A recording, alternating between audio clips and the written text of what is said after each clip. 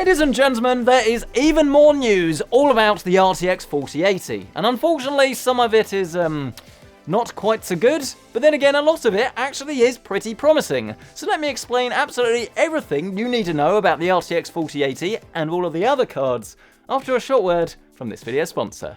AlphaSync is the place to get the pre-built system of your dreams. Without any knowledge on how to build a PC, AlphaSync gets you top-branded components at all budgets, lovingly put together right here in the UK.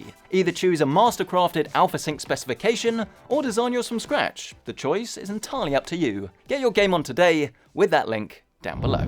Let's start with the good news, and it seems that Nvidia's GPUs are actually even more powerful than we first thought. Leaks have started showing initial runs of TimeSpy extreme scores, with the RTX 4080 looking to hit just under 15,000, which is massive more performance than the original 3080, which hits around about 7,500 to 9,000 depending on the variant. This would be pretty baller, and allow us to play 4K ray trace titles with a fair amount of ease. It would only be high refresh rate gaming where you'd need to turn some of the settings down, and that's only going to be at high resolutions. Pretty tasty stuff. The RTX 4070 also looks set to be a banging GPU, with around about 10,000 on the TSC graphics score, so perhaps slightly faster than an RTX 3080 12GB.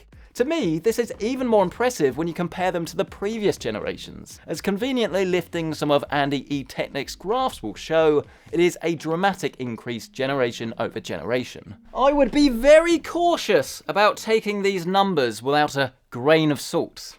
Yes, it is Le Creuset. I am that guy. Because even if these numbers were 100% accurate, obviously TimeSpy is a synthetic benchmark, and I think there's going to be loads more features actually baked into these GPUs. That means the raw power of them aren't going to be the only thing that will make a difference. So if you've got better ray tracing, for example, within this graphics card, it's going to perform better than just the performance increase would show. But then in certain titles, it's going to be lower because you'll get CPU bottlenecks. So definitely watch this space, and get subscribed so you don't miss the full 4080 review when it lands. Either way though, RTX 3080 performance at RTX 3070 prices does seem very likely from next gen. So let's hope that the actual prices of the GPUs are much more competitive this time, so we can bag ourselves a bargain. A bargain. Probably a £400 GPU. What a bargain, eh? Oh, I need to wash myself after this, I feel dirty. But wait, there's more! Nvidia are also going to announce the Beast. The RTX 4090 Ti and the RTX 4090. And yes, we do have numbers for these too, with the RTX 4090 coming in at around about 19,000 in TimeSpy Extreme, and as for the Beast, the RTX 4090 Ti, well, we're not entirely sure, but it's definitely going to be higher than that. I'd wager around about, what, 20 to 22,000? But here's where things get a little bit crazy, and when I say a bit crazy, I mean ridiculous, like stand up, don't even fit in the camera frame level of crazy. Let's talk about the TDP, or the amount of power that this beast will use. I hope you're sitting down for this. It's going to be up to 800 watts TDP. 800! Like, why? Seriously, why? I mean, this card that I have here, the RTX 3090 Ti, uses up to 450, so quite why we need a graphics card that can use up to 800, I have no idea. Maybe this is just a certain mode, maybe the GPU won't use this all of the time, maybe this is just like a special overclocked water-cooled edition, I don't know. Are we going to have even more memory? Like 48 gigabytes of VRAM or something? What is going to be using that amount of power? It is crazy. But I suppose the performance that you will be able to extract out of that should be pretty out this world. If it's not, I guess it could double as a heater. 800 watts TDP. What has this graphics card world come to? And what will this thing cost? It's going to be astronomical, out of this world. Is there anyone watching this that would genuinely consider actually buying one? Please do let me know down in the comments section below, because I will be fascinated to hear from you. And what would you play on it? RuneScape.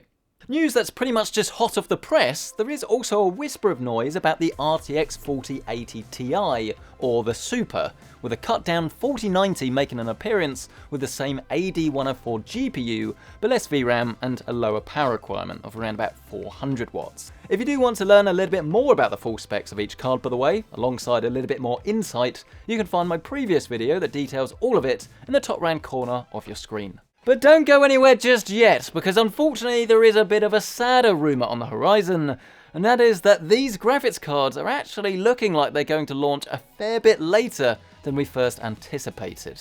I really hope you haven't sold your GPU yet. The word on the street is that Nvidia aren't in a rush at all to launch these new cards, and we might not even see the 4080 until next year. And right out the gate, I want my opinion to be known, which is that I don't really see this happening because they have got all of this lined up. It's a pretty rigid 2-year cycle and they don't often deviate from this. However, when you actually delve into the details as to why this might happen, unfortunately it does actually look a little bit more likely. To properly understand this, you first have to set the clock back 2 years and look at the Ampere launch, which was just so extreme, with instant sellouts, crazy high demand, and absolutely vulgar pricing from some of the retailers.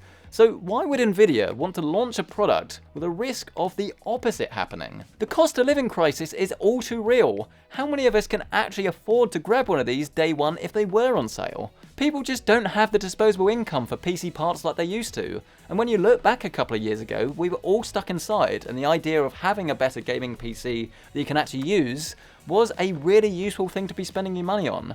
I mean, just look at the market. GPU prices have already started to drop below the RRP, and with huge stocks apparently still in the supply chain, as soon as Nvidia does launch the new ones, the older cards will drop even lower.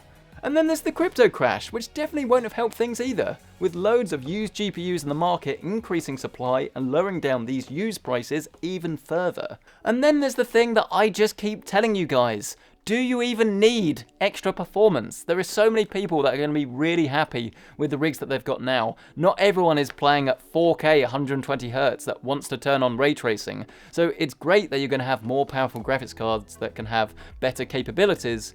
But if you're rocking like a 1440p high refresh rate screen, even a 3080 is overkill. So why would you need something that's got potentially double the performance of that? I'm sure many of you are shouting at the screen reasons why you do want it, and that's fine. But for the vast majority of people, what we have now is going to be more than sufficient. So who's Nvidia going to be selling to? I guarantee this is the question that they're asking themselves right now over at Nvidia HQ. I mean, I say they. It might just be Jensen in bed mulling this over while he's doing his Wordle at 11:30 in the morning.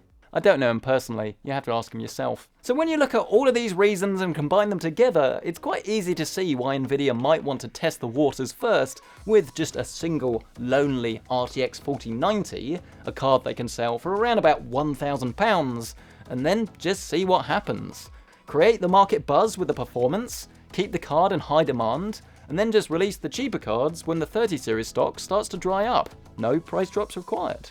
I'm sorry to get a little bit depresso there. To be absolutely clear, I obviously don't want this. I want as many graphics cards as possible to launch at the same time. I want Intel to get involved, AMD, and then you've got this like mad rush like we saw, 4 years ago, where they're all sort of competing with each other. The cards can get cheaper and cheaper, and all of the consumers win. But it does seem a little bit at the moment like Nvidia hold all of the cards, because we're not really hearing many rumors on AMD. And I have been following the coverage of Intel Arc, and at the moment, I don't think they're going to be getting 4090 performance anytime soon. I'd love to be proved wrong though. So yes, for the time being, it might be wise to put your feet up, smashing that like button, getting yourself subscribed. Let me know your thoughts down in the comment section below. Which cards will you be picking up, if any? What sort of price will they have to be? And while you're down there, be sure to check out AlphaSync. AlphaSync brings you a worry-free PC gaming experience with a huge range of custom-built gaming PCs. With a 4.8 rating on Trustpilot and free next-day delivery available on selected builds, why not let AlphaSync take all of the stress out of PC gaming? Get started today with the link down below. Boom! Sock drop. I'm out of here.